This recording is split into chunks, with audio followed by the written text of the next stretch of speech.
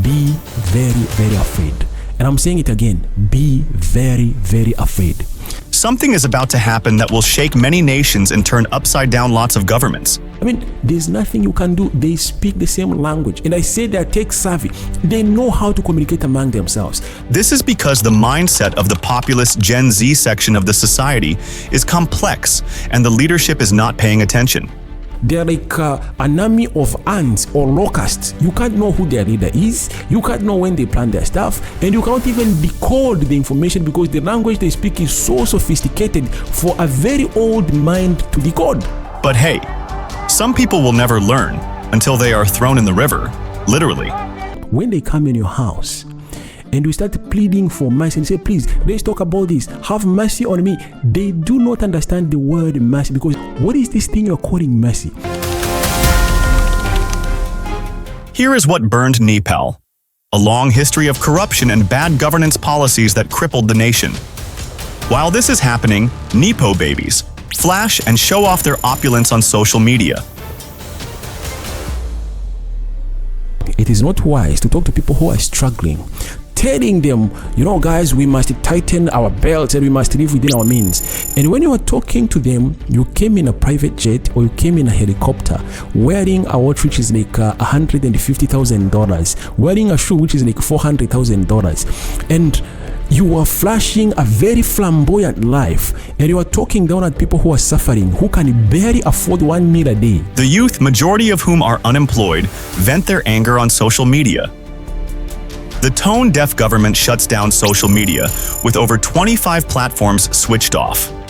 Remember, social media is a major source of income and entertainment for already angry youth. And by the way, if you think you're going to make a mistake of shutting down the internet as a punitive measure or maybe as a way of controlling Gen Zs, good luck to you.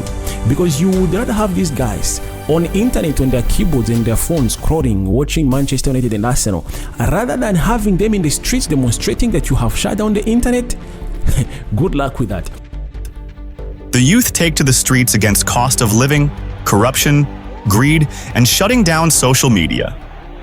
The tone-deaf government unleashes heavy crackdown and shoots at least 19 people dead and hundreds injured. This becomes the flashpoint, causing multitudes to descend on the streets. Security forces are overpowered and subdued. The parliament and other government installations like the Supreme Court are burnt. The Prime Minister and several other ministers' houses are torched. The finance minister is beaten mercilessly in the streets, while others are thrown in the river.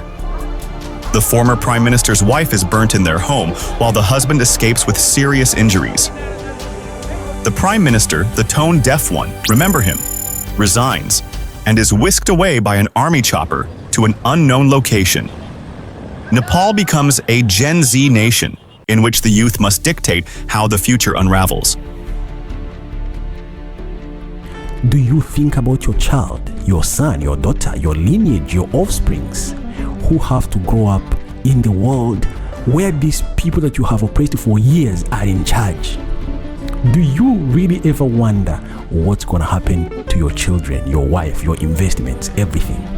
The army brokers talks with the youth, after which Sushila Kaki, former Nepalese Chief Justice, known for her integrity and upholding the rule of law, is chosen to lead the interim government. Yeah. I wish the ministers, the presidents, the prime ministers, these people, these big people with big cars and flags, who are usually bulldozing everybody on the street so that they can go in the office to do nothing.